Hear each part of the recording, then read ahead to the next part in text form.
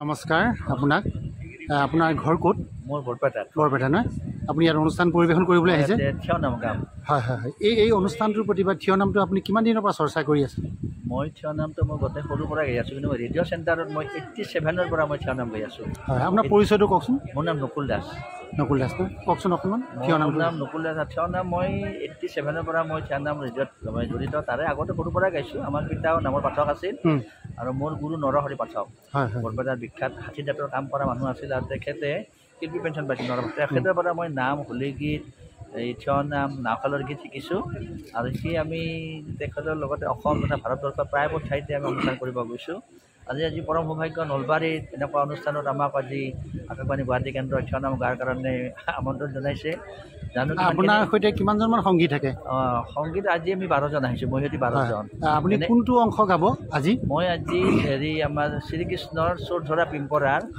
এই শ্ৰীকৃষ্ণই গোপীসকলৰ ঘৰত মানে লনি চুৰ কৰি খাইছিল এতিয়া লনি চুৰ কৰি খোৱাৰ সময়ত গোপীসকলে যশোদাক মানে গোচৰ দিছে তোমাৰ ল'ৰাক দুষ্টামি কৰি মোৰ গাখীৰখিনি নষ্ট কৰিলে দৈ পিনে নষ্ট কৰিলে চোৰ চাতুৰি এইটো নাম হ'ব আজি এইটো গৌৰীৰ আগৰ নাম এইটো গৌৰীৰ আগৰ নাম ঠিক আছে আপোনাক ধন্যবাদ জ্ঞাপন কৰিছোঁ আপোনাকো ধন্যবাদ জনাইছোঁ হয় আমি অনুষ্ঠানৰ মাজলৈ যাম এতিয়া আপোনাক শুভকামনা জনালোঁ ধন্যবাদ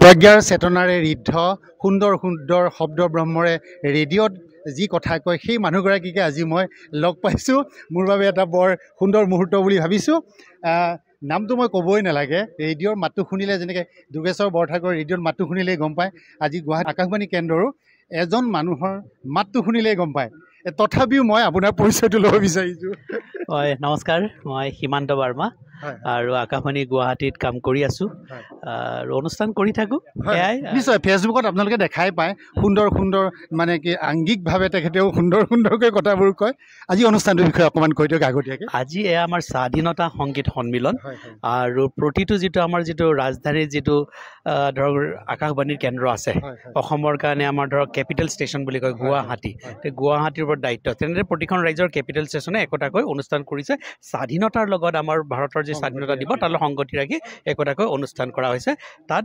বিশেষকৈ আমাৰ যিটো শাস্ত্ৰীয় সংগীত আৰু লোকসংগীতৰ অনুষ্ঠান কৰিবলৈ তাত কোৱা হৈছে আৰু সেই নিৰ্দেশ আমি পালন কৰিয়েই আমি আকাশবাণী গুৱাহাটীৰ পৰিয়ালে আজিৰ এই অনুষ্ঠান নলবাৰীৰ যি জিলা পুথিভঁৰাল আছে সেই প্ৰেক্ষাগৃহত অনুষ্ঠান আয়োজন কৰিছোঁ তাত স্বনামধন্য শিল্পীসকল আছে আপোনালোকে জানেই যে দীপক শৰ্মা কলি ক'বই নালাগে বাহিৰ আপোনালোকে চিনি পায় লগতে চৰদ বাদক তৰুণ কলিতা আছে প্ৰণীতা বৈশ্যমেধীৰ নিচিনা শিল্পী আছে লগতে আমাৰ নকুল দাস ডাঙৰীয়া সংগীত নাটক একাডেমী বঁটাৰে সন্মানিত তেওঁৰ শিল্পী দল এটা আহিব গতিকে তেওঁৰ লগত আন এগৰাকী নৃত্যশিল্পী আছে গতিকে তেখেতসকলৰ সুন্দৰ অনুষ্ঠান হ'ব বুলি ভাবিছোঁ আৰু ৰাইজে ভাবিছোঁ নলবাৰী বিশেষ ৰাইজে এটা ভাল অনুষ্ঠান দেখিবলৈ পাব নলবাৰী বুলিয়ে নহয় এই অনুষ্ঠানটো আপোনালোকে ৰেডিঅ'টো যিহেতু প্ৰচাৰ কৰিবই গতিকে অসমৰ মানুহে গম পাব আকাশবাণী গুৱাহাটীৰ যিটো মহাবাহু শাখা তাত 7:20 পৰা এই অনুষ্ঠান পোনপটীয়াকৈ প্ৰচাৰ কৰা হ'ব তাত গোটেই অসমৰ মানুহে শুনিব পাৰিব লগতে নলবাৰীবাসী ৰাইজে পোনপটীয়াভাৱে ইয়াক এই প্ৰেক্ষাগৃহত আহি চাব পাৰিব এতিয়াও যিসকল আহিম বুলি ভাবি আছে আহিব পাৰে আসন গ্ৰহণ কৰিব পাৰে ঠিক আছে ধন্যবাদ জনাইছোঁ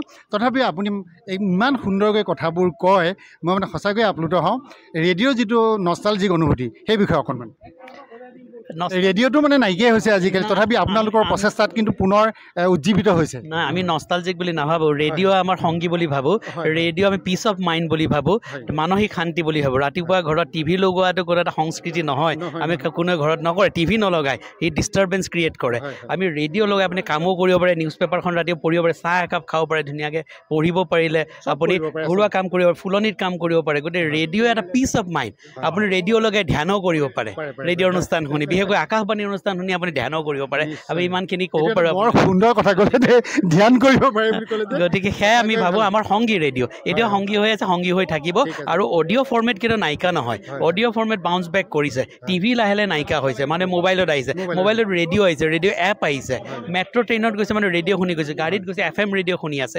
ৰেডিঅ' অডিঅ' ফৰ্মেট এইটো থাকিব ঠিক আছে আমিও আশা কৰিছোঁ আমাৰ যি এই ৰেডিঅ'ৰ অনুষ্ঠানবিলাক আছে সেইবিলাক দীৰ্ঘজীৱী হওক তাকেই কামনা কৰিছোঁ পুনৰবাৰ নমস্কাৰ জনাইছোঁ নকুল চন্দ্ৰ দাস অসম চৰকাৰৰ সাংস্কৃতিক পৰিক্ৰমা বিভাগৰ পৰা 2023 বৰ্ষত শোণিত কোঁৱৰ গজেন বৰুৱা বঁটা লাভ কৰিছিল তেখেতে অসম সাংস্কৃতিক মহাসভা অসমৰ তৰফৰ পৰা প্ৰয়াত নৰহৰি বুঢ়াভকত স্মৃতি বঁটা দলিত সাহিত্য একাডেমীৰ পৰা আম্বেদকাৰ বঁটা, এনাজৰী বঁটা তেখেতে লাভ কৰিছে। 1987 চনৰ পৰা আকাশবাণী গুৱাহাটী কেন্দ্ৰৰ নাম, কামৰূপী লোকগীত, নাও খেলৰ গীত আৰু হোলী গীতৰ তেখেত বি হাইব্ৰিডৰ নিয়মীয়া শিল্পী। গুৱাহাটী দূৰদৰ্শনৰ জন্মলগ্নৰে পৰা হোলী গীত, জোনা নাম, নাও খেলৰ গীত, লোকগীত তেখেতৰ প্ৰচাৰ হৈ আহিছে। অসম তথা ভাৰতবৰ্ষৰ প্ৰায়বোৰ ঠাইতে ঘোৰতাল নৃত্য, হোলী গীত, নাও খেলৰ গীত পৰিৱেশন কৰিছে। বৰ্তমান অসমৰ প্ৰায়বোৰ ঠাইতে লোকসংগীতৰ কৰ্মশালাত তেখেতে সমল ব্যক্তিৰূপে অংশ লৈছে। তেখেতৰ দলত আছে নকুল দাসৰ সৈতে নৱকুমাৰ দাস, নলৰাম দাস, বুলবুল পাঠক, বিকাশ দাস, নিকুঞ্জ দাস, পৰেশ দাস, দীপুল তালুকদাৰ, প্ৰভাত দাস, জিতু পাটোৱাৰী, হিমাংশুলাল পাঠক আৰু ইন্দ্ৰ দাস। মহাপুৰুষীয়া ধৰ্মত জীৱ তৰণৰ মূল উপায় হৈছে একমাত্ৰ হৰিনাম। এই হৰিনাম বিভিন্ন প্ৰকাৰে গোৱা হয়, শ্ৰৱণ কীৰ্তন কৰা হয়। হৰিনাম অকলে বা সামূহিকভাৱে বহি আৰু থিয় হৈ গোৱা হয়।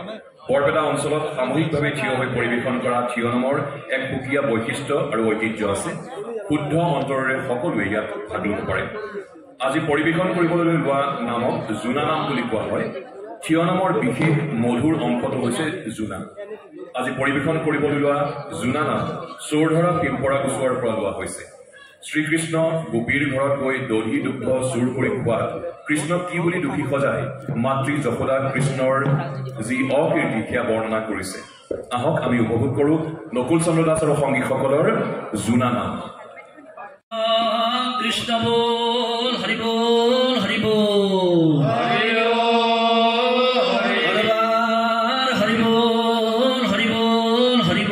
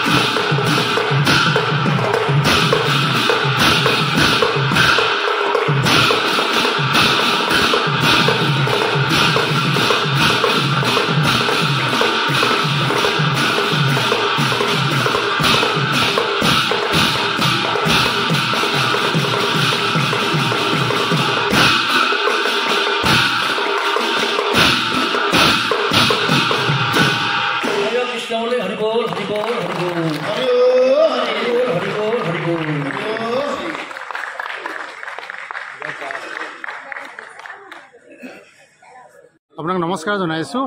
এগৰাকী আকাশবাণী গুৱাহাটী কেন্দ্ৰৰ মানে প্ৰতিষ্ঠিত আপুনি গীতিকাৰ সুৰকাৰ। আজি অনুষ্ঠানটো চাই কেনেকুৱা পালে?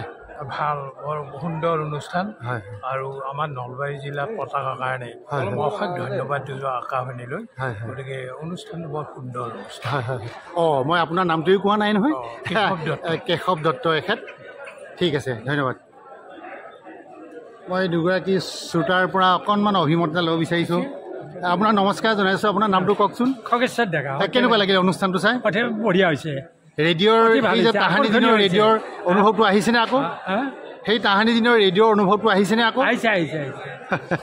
ঠিক আছে, ভাবি উঠিছে। হয়, কেনেকুৱা পালে? পঢ়া কালৰ পৰাই মোৰ ৰেডিঅ' আছে। হয়, মই ৰেডিঅ' যেতিয়া ভৰালি বাজাৰত কিনিবলৈ যাওঁ তেতিয়া কৈছোঁ যে আপোনাক ধন্যবাদ দিছোঁ। মই ৰেডিঅ' শুনিলে কোনো কাম বন ক্ষতি নহয় আৰু সকলোবিলাক আছে, কলা বিজ্ঞান সাহিত্য পৰিয়ালৰ মংগল। আজি অনুষ্ঠানটো কেনেকুৱা পালে? সুন্দৰ সুন্দৰ সুন্দৰ, একেবাৰে হাইলি ছেটিছফাইড। ঠিক আছে, নিশ্চয়। প্ৰবাল দা, আপোনাক নমস্কাৰ। আপোনালোকে আয়োজন কৰিছে যেতিয়া অনুষ্ঠানটো ভালেই হ'ব। কেনেকুৱা অনুভৱটো আজি কওকচোন বাৰু। খুব ভাল লাগিল, বিশেষকৈ ভাল লাগিল আপোনালোক আহিলে। আপুনি ক'ৰ পৰা? মই জাগিৰোডৰ পৰা আহিছোঁ। জাগিৰোডৰ পৰা ইয়াত আহিছে। আপুনি অনুষ্ঠান উপভোগ কৰিলে, লগতে আপুনি নিজৰ ফেচবুক পেজত হয়তো আপুনি লাইভ দেখুৱাই নিশ্চয় চাইছে। অশেষ ধন্যবাদ। ঠিক আছে, ঠিক আছে দিয়ক। মই আৰু এগৰাকী বাইদেউ, কেনেকুৱা পালে অনুষ্ঠানটো চাই? নামটো কি আছিলে আপোনাৰ? নলবাৰীতে ঘৰ নে? ঠিক আছে, ঠিক আছে। কিবা ক'বনে? অকণমান কওকচোন, কেনেকুৱা পালে? মই অতুল কলিতা। খুব ভাল লাগিল। ভাল লাগিছে নে? ৰেডিঅ'ৰ সেই নষ্টালজিক অনুভূতিবোৰ আহিছেনে অকল? আহিছে। নমস্কাৰ, মোৰ নাম গোপীনাথ দাস। মই অতি সুন্দৰ এই আজিৰ অনুষ্ঠানটো মোৰ অতি মানে অনুভৱটো মোৰ বহুত ভাল লাগিছে, কাৰণ মই ৰেডিঅ' প্ৰেমী। মানে ৰেডিঅ'ৰ যিকোনো অনুষ্ঠান মোৰ প্ৰিয়, অতি প্ৰিয়। আজি মোৰ ৰেডিঅ' চেণ্টাৰটোৱে ইয়াতে অহা যেন লাগিছে। ৰেডিঅ' চেণ্টাৰটো যে ইয়াতে অহা যেন লাগিছে। তাতে মই গৈও গান চান গৈছিলোঁ এটা সময়, গাঁৱৰ ল'ৰা ছোৱালীকো লৈ গৈছিলোঁ। গতিকে ধন্যবাদ জনাইছোঁ আকাশবাণীয়ে যেন ভৱিষ্যতেও ইয়াতে এনেকুৱা অনুষ্ঠান। ধন্যবাদ। ঠিক আছে, ঠিক আছে, ভাল লাগিল। নমস্কাৰ, মোৰ নাম সঞ্জিত বেজবৰুৱা। ভাল লাগিলে অনুষ্ঠানটো আজি? ভাল লাগিল। আকাশবাণী নিয়মীয়া শ্ৰোতা। ঠিক আছে, ভাল, ধন্যবাদ। সকলোকে ধন্যবাদ জ্ঞাপন কৰিছোঁ।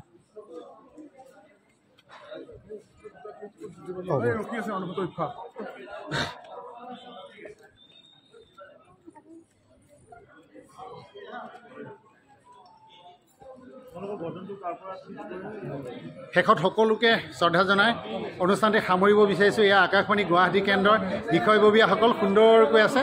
মই এফালৰ পৰা ফটো দেখুৱাইছোঁ।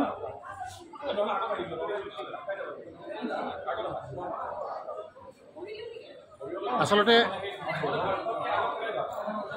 কাৰিকৰী বিভাগৰ ব্যক্তিসকলকো আমি আচলতে দেখুৱাব লাগে, হয়নে? চাউণ্ডৰ